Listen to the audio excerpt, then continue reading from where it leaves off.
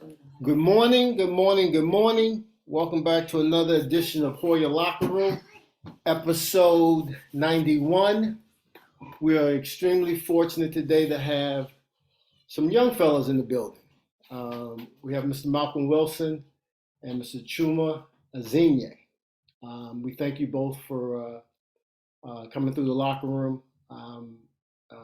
This is very important because, again, we're trying to make sure this brand stays strong. In the words of Ed Cooley, we're reestablishing the brand, and you guys are integral parts of that. Your time on the Hilltop, I think, has been much appreciated, and it speaks for itself in terms of the appreciation from the current student body and gentlemen like myself and Markham, the alumnus. So with that, I would also say they're integral parts of it. integral. Thank you. That's why you're here. And Chuma, this is your second time here, so can't thank you enough for coming back to this comedy show. And Malcolm, my wife already made the comment, you're extremely handsome. So,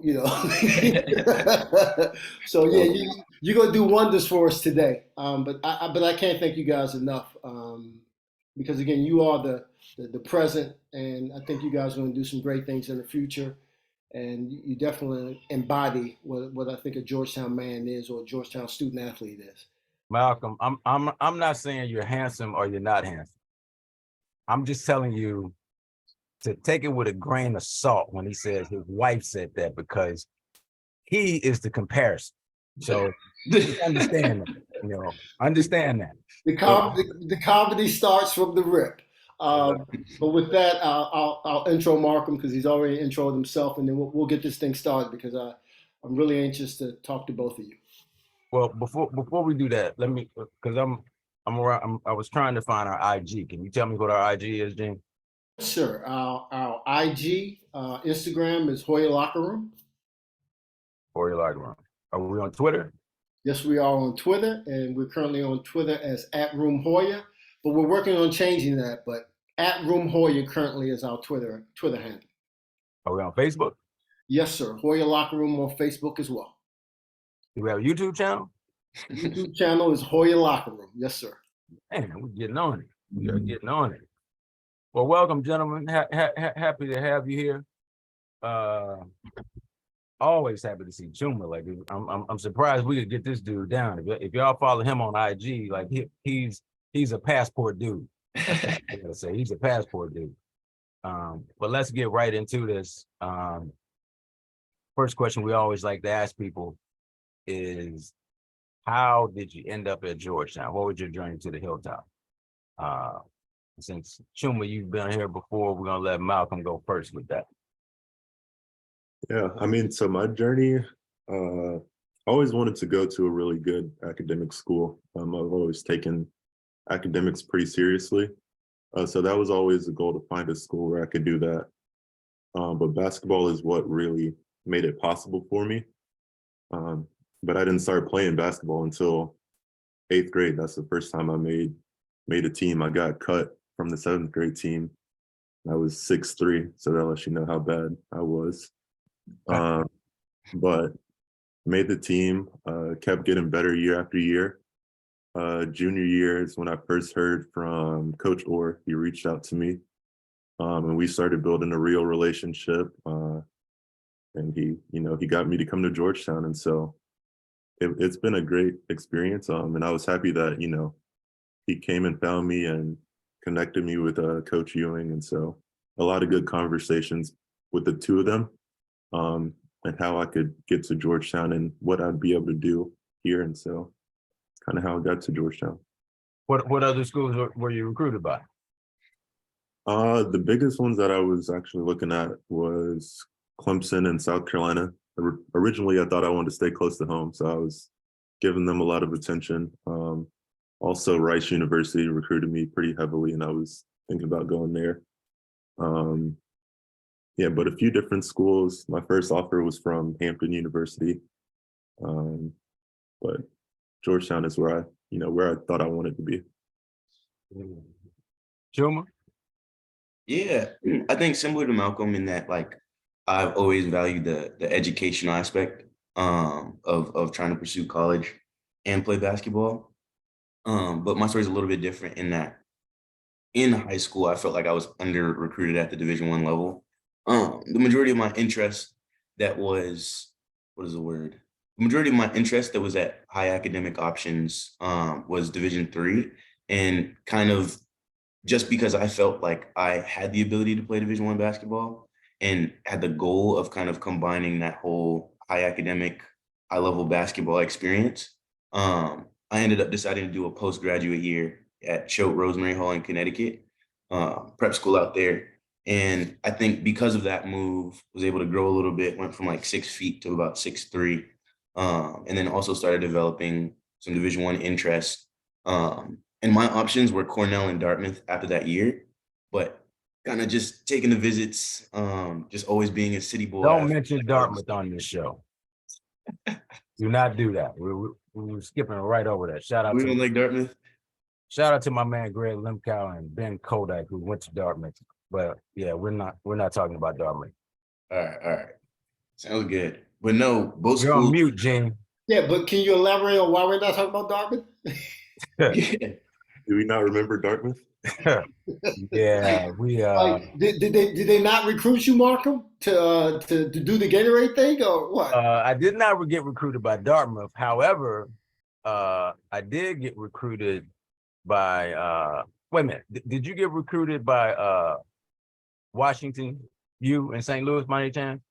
Yeah, Washington, St. Louis. Yeah, That was I my had hometown. feelings about that. Yeah. You know, we have that in common. And by the way, I'm sure Gene doesn't know what Choate is, but I was also recruited by Choate in high school. Just So, guys, this show really is all about you two. But just for 1 second, I have to get at this guy. Just for 1 second, just to let you know what Georgetown Brethren is all about. So, this guy, when he was in high school, I was working in Memphis, and he's from Memphis, and he rolled up on me at my workplace. All of 5'10", 5'11", size 13 shoe, and said to me, tracked me down, and said to me, I really want to go to Georgetown and walk on. And I looked at him and said, there's no effing way.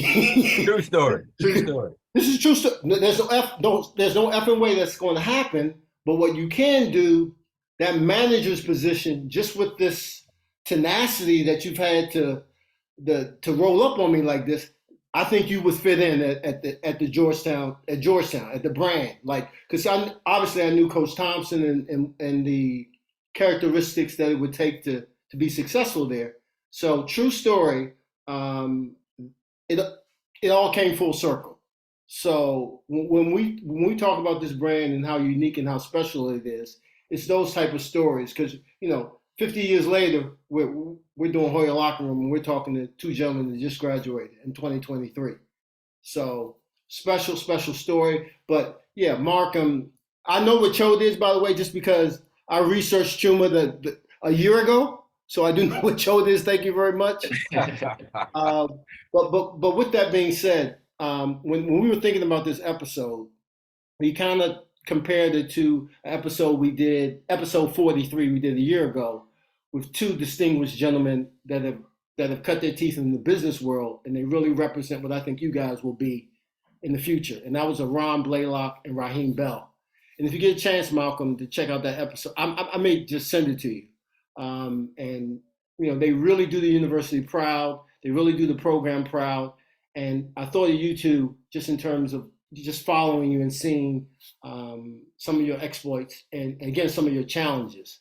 Matter of fact, Rod's in Miami. Shout out to Raheem Bell. Shout out to Raheem Bell. So with that, I'd like to ask you both in terms of challenges, both on the court and off the court, athletically. What were some of your biggest challenges on the Hilltop? Yeah, I can start it off. I think the biggest challenge for me was just having basketball be a full-time job and trying to fit everything around that. That was the biggest transition coming from high school, where basketball was more part-time and you scheduled basketball around school, around other things in life. But it was a total flip once I got to college and really having that responsibility. I was able to take it on, but it took an adjustment. And so I think at first that was big for me basketball wise. But then you just have like life that just keeps coming at you. And you have to be able to show up every day and, be strong every day. And so end of freshman year, I lost my dad, and that was super tough for me. But people always look at me as kind of a bright spot and expect me to be that. And so, I always felt the responsibility to show up as that, even though some days, you're not really feeling it. And so I think that was tough for me and something I just had to learn. Other people need, they kind of expect certain things from you. And so you kind of have to bring it when you're not feeling it. Wow. Yeah, no, that's real. That's real. Mike, For me, Mike Sweetney. you said Mike Sweetney? Mike Sweetney lost his dad, and it was he came on and talked about that. Also, women, Mike Jasper, who ran track. Yeah.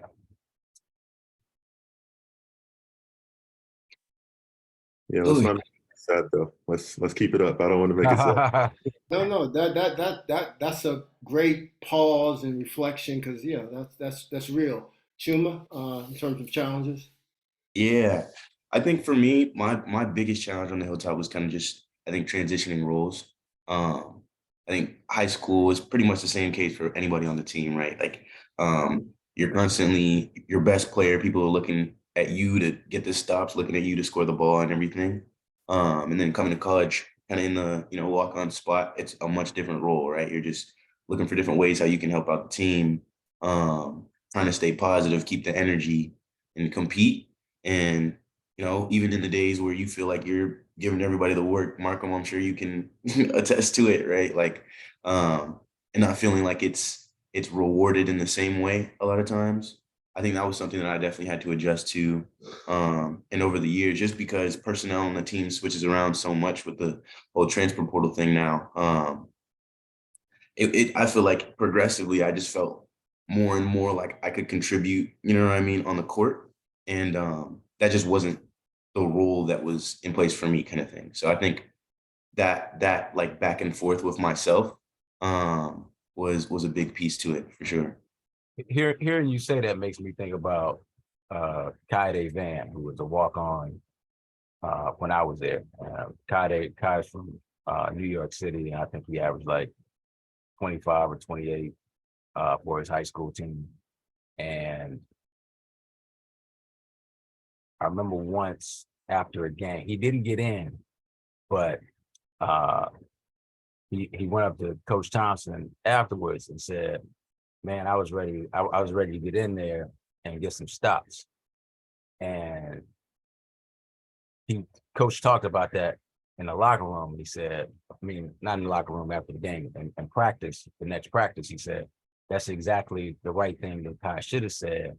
Because if he had said he was ready to go get buckets, I would have wondered about it. But Kai was a guy who I'm sure felt like he should have played, and at some point he should have, I think. But he got kind of put in the walk-on box, I would say, and we used to have pros come up all the time. And I remember one summer in particular, I think it was before his junior year, he was just balling out. And Michael Jackson, who was point guard with Gene, came up to me and said, "Man, Kai's gonna get some running this year. Watch what I tell you." And because he was, like you were talking about, like that wasn't the role for you, it really didn't happen for him. What was that? Like when you say you're giving the work, was that really frustrating for you, or were you just like, "That's where I am. I'll just roll with it"?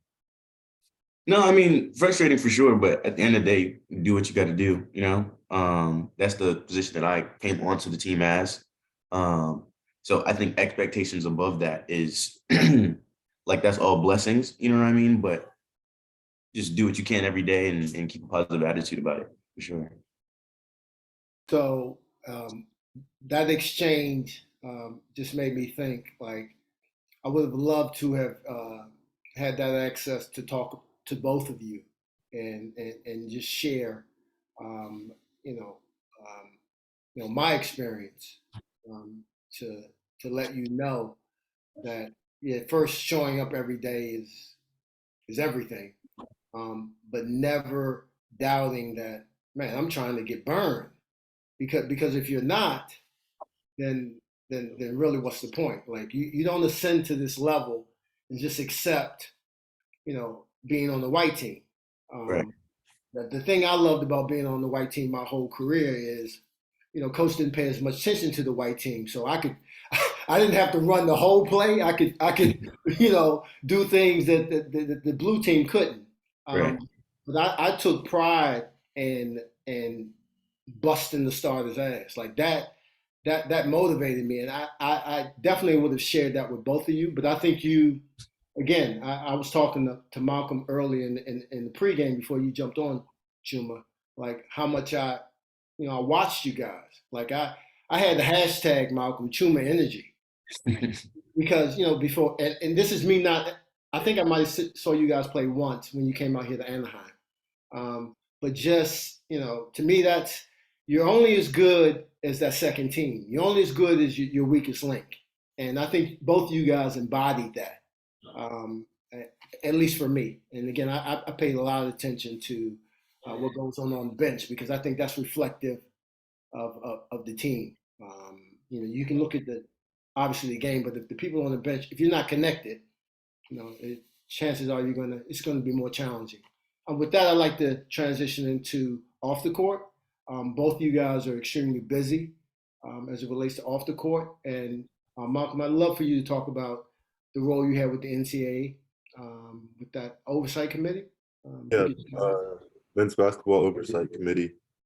It was I was selected to be a part of it, one of two student athletes in the country. So it was a big, honor for me to be a part of it. But and it was also real rewarding to see that the conversations that we have an impact on things that actually go on in the NCAA. So we talked a lot about, NIL, transfer rules, recruiting schedule, stuff like that. And so being the student athlete representative in a room full of coaches and administrators, I took pretty seriously, because a lot of times they're decisions made for the student athletes and not by the student athletes. And so it was a role that I took pretty seriously. So let me ask both of you guys this. You talked about the experience kind of as a player, and what you expect. Like, were there any things that you weren't really prepared for? Besides, like Malcolm, you talked about the flip. Anything you weren't prepared for in terms of the student athlete experience? I wouldn't say I had a lot of good people around me before I came to Georgetown and kind of prepared me for college, and got my expectations in the right space. I wouldn't say there was something that was super surprising for me.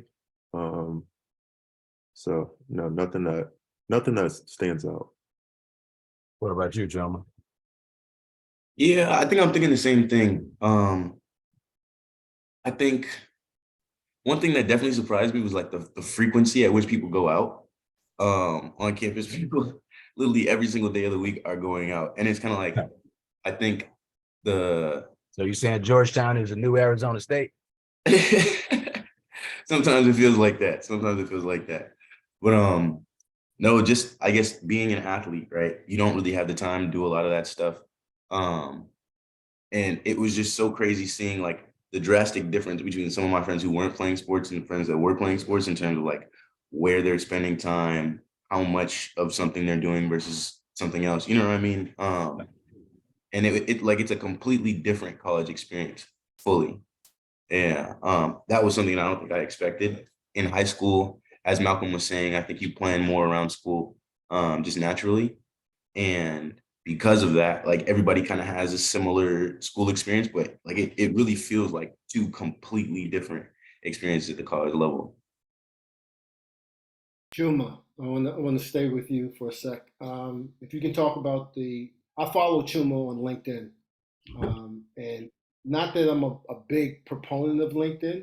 I mean, sometimes it feels like Facebook, um, but I still think I would encourage all student athletes to have a LinkedIn profile.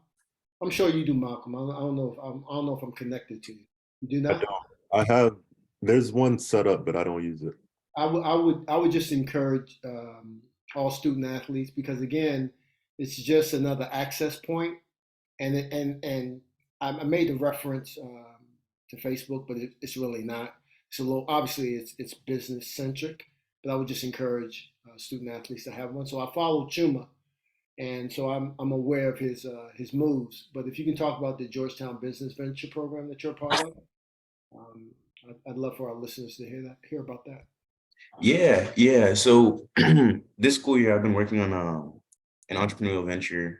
It's called Work Study, and the idea behind it is kind of making internships more accessible around the country. Right, internships are kind of the entryway into a lot of different professional paths, um, and I guess what we've been trying to do is make internship experiences more equitable, so that anybody who comes in will have a positive experience. I think right now the way that they're structured, it's really sporadic. You can go and intern for one person, basically do nothing, sit around, bring them coffee, and then you can go intern for another person and actually have like work experience and be building towards some sort of skill sets. Um, and I guess the idea behind the organization is making it so that more internships just have that structure so that people can take stuff away when they leave. Um, and then also, I guess, packaging them in a way that makes them scalable so that there's more opportunities and you can bring those opportunities around the country.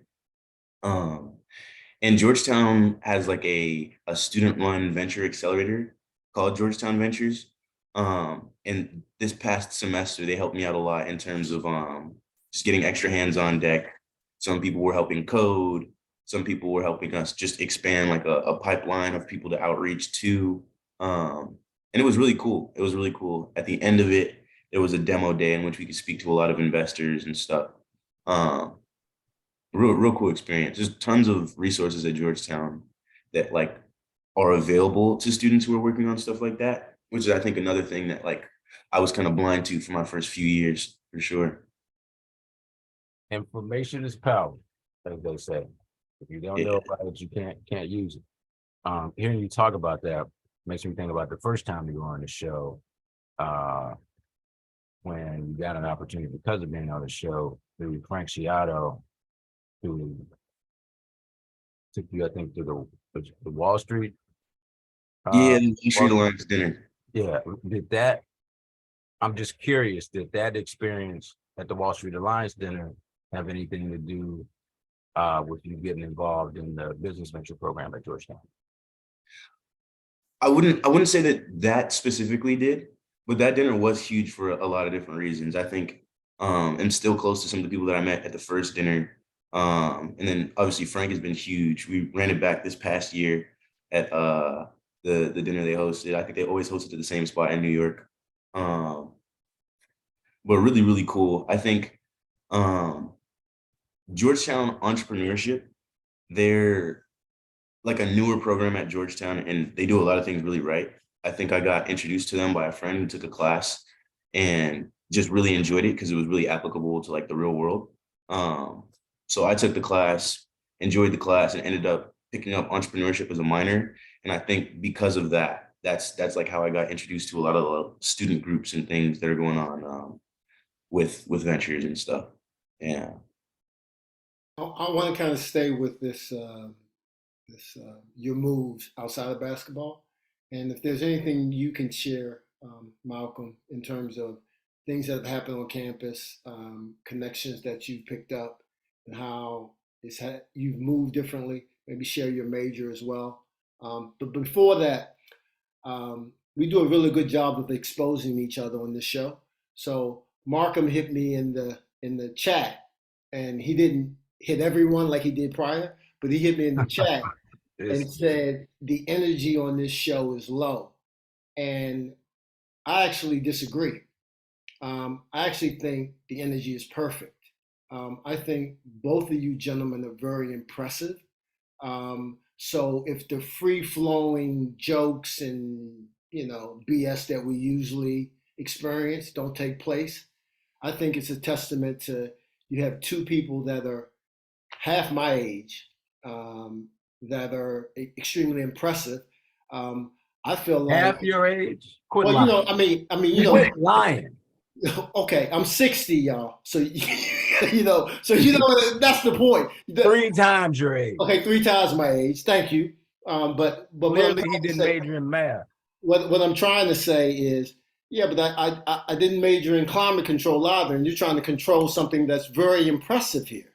I mean, you have two young guys that are, again, they're focused. I mean, I feel like when I'm talking to Malcolm, like, yo, dude, can you give me a job? You know, and so this to me is appropriate. So I just wanted to interject that because I love putting my co-host on blast. I love it. But yeah, Malcolm, if you can share anything in terms of experiences that you've had on campus that have caused you to move differently, I'd love to hear about that. Yeah, so we talked a little bit about the men's oversight committee. I also was part of the student athlete advisory committee, and so I worked a lot with them. Again, NIL stuff, diversity, equity, and inclusion, a lot of things that affect the student athletes on campus. I worked a lot with that. Chuma talked about the Wall Street Alliance and the people he met there, and so it just made me think about the people I was able to network with on Georgetown's campus, and having Chuma as one of those people that I always talk to. He helped me get my first internship, and so just keeping a lot of people that I've met on campus are the things I really value. I want to encourage you to feel free to reach out to me as well, or to Markham as well. Markham's on the Board of Governors. Am I saying that right, Markham? And also, we'd like to encourage both of you to check out GMBA, Georgetown Men's Basketball Alumni, which Markham is the president. He'd like to be real low key about that. But I think it's important that we talk about that because you guys are part of that now. And Chuma has zero hesitation hitting me up for whatever, and I like that. I appreciate Yeah, that. man. My guy. Because again, I mean, we have resources too, and we'd love to obviously share them and connect you guys where we can. I'd like to go back to you, Malcolm, and talk about some on the court stuff. 2022-23 season. This most recent season where you went from a player to a manager back to a player. And as I mentioned to you in the pregame, that's when I really, like I said, that's my guy. I mean, that guy has an S on his chest because I'm sure that wasn't what you planned on coming into the year. And if you can explain, what you used to motivate and get you through that, feel free or tell the story, as best you can. I mean, first I had to decide if I wanted to go through it. There was a moment where I thought about leaving Georgetown. I was like, I want to get as far away from this place as I can. But in that moment, I was just being real emotional. I just found out that FYI, I think probably 99% of the guys who've gone through the program have had that feeling at some point. Yeah, I was going through it in that moment.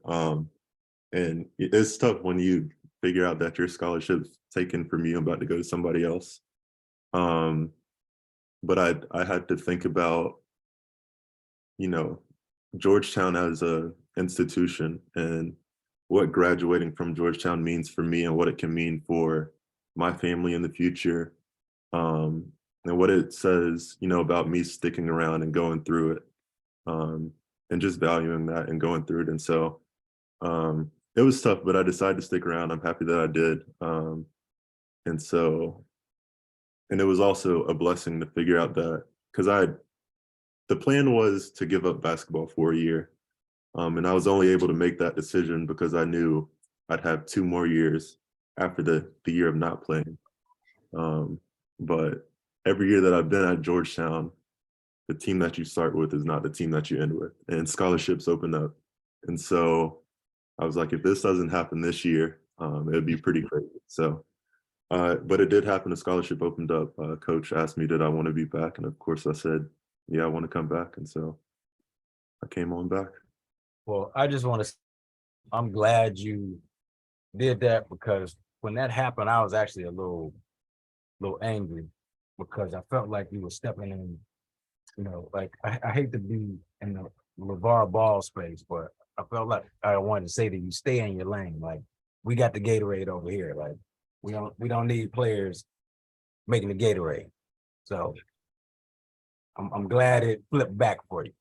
Yeah, I mean, I like rebounding, but not at that. So.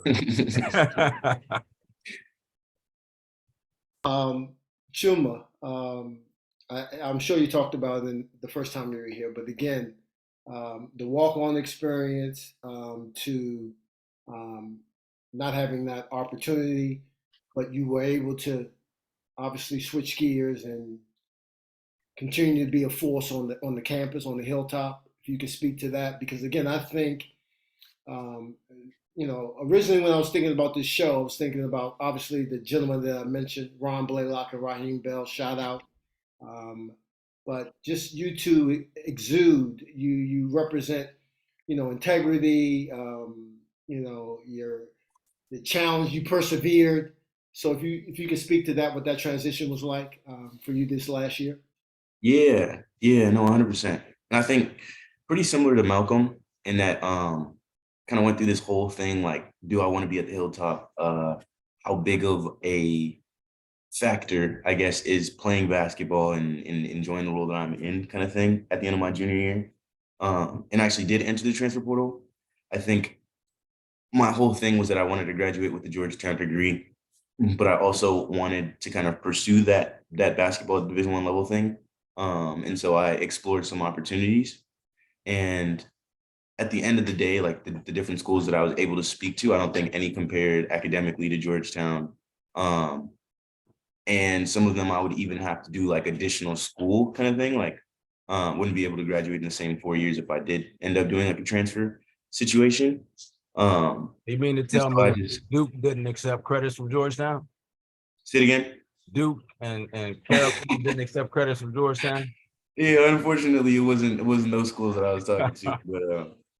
But made the decision to stay and kind of just forego basketball. And I think it was kind of one of my better decisions, if not probably my best decision since coming to school here. It just opened up a lot of space in my schedule to just dive into a lot of the stuff that I didn't really have time to do before, right? So school, developing relationships with professors, entrepreneurship, right? Exploring different types of business ideas and seeing how viable they were for me and people that I'm working on them with. And just different things like that, right? Like really diving into a lot of the relationships that were kind of surface level to begin with. And I think it's been great. I've tapped in much more to like the alumni network. I've been going to all these different types of events everywhere. You know what I mean? Like I wouldn't have had time for that if I stayed and played. But yeah, just I think trying to like exert myself just in a different way. Yeah.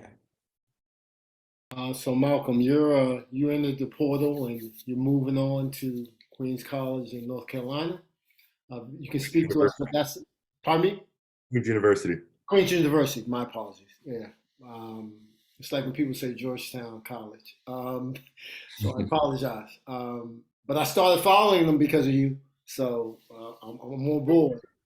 If you could talk about what that experience was like and what you're looking forward to in terms of contribution and why you selected, why that's your next move. Yeah, so we talked a lot about, academics, but basketball is, it's the other half of my life. And so it was important that I go to a place where I could be a part of a team in a different way, be a part of it on the court and be a big part of it. I didn't want to, get sparing minutes. I wanted to be the guy on the team. And so I needed to find a team where that was possible, and where my coach's goals were for me to take my skills, develop them, make sure they work in his system, and then hopefully line it up to where I can play after college. And so I thought Queens, fit that and the way that they play, and their coaches and who they are and how they're playing for me. And so after talking with them for a while, knowing a few of the people on that staff for a while, it felt like a great fit. Nice. So we're talking about academics, graduating, the importance of a Georgetown degree. Since you guys have graduated, I'm just curious why, and I know, Malcolm, you talked about it a little bit in the pregame. I know Chuma did something like, why didn't the guys from Hoya locker room get a graduation party invite? Man, I barely even got Graduation the party? invite to my graduation party myself. My aunt hosted for me, and my dad like did all the invitations and everything. And it was like a college reunion for him. He invited everybody he went to school with. And in the pictures, you can see I'm over here on the side in my gown and cap and everything, and he's buddy with all his friends. You celebrate. He's happy. Yeah, but I mean, the graduation, all of that is really for the parents, right? So like the party and all of that, like they were proud, they were happy, you know what I mean, taking all the pictures. End of the day is for them. That's an interesting take. I understand you saying that, but I don't know that I would agree. You don't think so? Because I mean, you're the graduate. Like, I mean, Yeah. they're happy. They're celebrating you. Like, yeah, he wants his boys there, but he wants his boys there because he's showing you off. Look at what my man did. So Yeah. Malcolm, you talked a little bit. You're at home now. Is your celebration still continuing, or? Yeah, so we had a party in DC after graduation, and we had one here, so all the folk in this area could make it. And so I think my cousin, she was just knocking on the door, and I was trying to ignore it while we were talking. But yeah, there's still a few people coming through today that I'm gonna see. But yeah, it's been a fun weekend. We definitely celebrated me. I don't know what Chuma's talking about. Truman's deflecting because there's some other parties he's not talking about. So he's just trying to throw us a little hezzy and deflect on that. Yeah, a little bit. Yeah, but again, I can't thank you both enough on the Sunday post graduation. I'm sure you guys are extremely busy and extremely, it's a important time for you. If there's anything else you want to share about your immediate future plans, we'd love to hear that. If not, again, just thank you very much, and let's stay connected. We're family. We're Hoya family, and I look forward to hearing from both of you in the future. And I know Chuma's not going to hesitate, Yeah. because again, you shouldn't, because Markham kind of touched on a little bit. Whatever emotions you two have felt, we have felt them as well. Because Georgetown is a unique place, and we echo some of your sentiments from however many years ago. So with that, I'd leave it up to you guys if you have anything else you want to share about your immediate plans, and then Markham will kind of take us home. Not too much to share.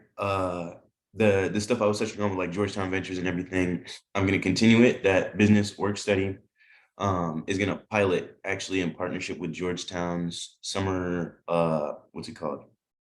They got a program called Global Startup Interns, and they're actually gonna use our software for some of the internships that are taking place this summer.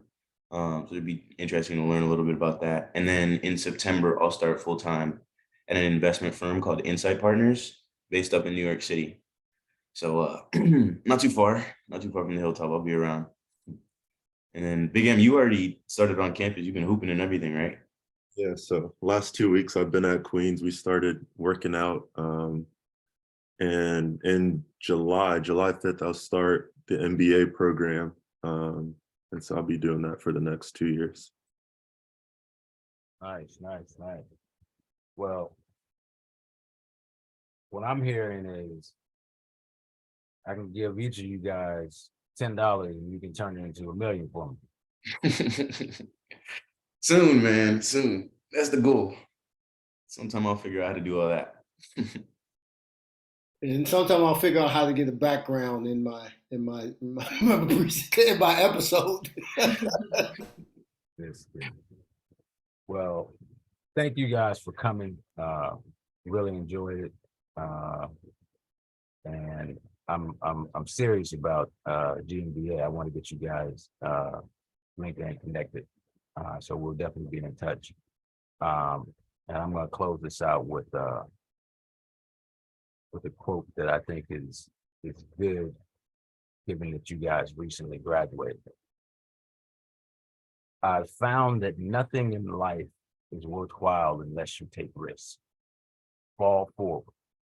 Every failed experiment is one step closer to success. You got to take risks. You will fail at some point in your life. Accept it. You will lose. You will embarrass yourself. You will suck at something. There is no doubt about it. Never be discouraged. Never hold back. Give everything you got. And when you fall throughout life, and you will, fall forward. One of my heroes, Denzel Washington. Appreciate you both, youngins. Like we said, stay in touch. Chuma, Triple OG, Lonnie Doran said, before you leave DC, you better look him up. He wants some FaceTime. And Malcolm will spare you, Lonnie Doran, but Chuma, he's on you. You guys, you guys have been remarkable. Like I said, don't hesitate to stay connected. GMBA needs you and deserves you. But you guys are the best of the best, and we appreciate you. Let's make it happen. Appreciate you guys for having us on. It's always a good time.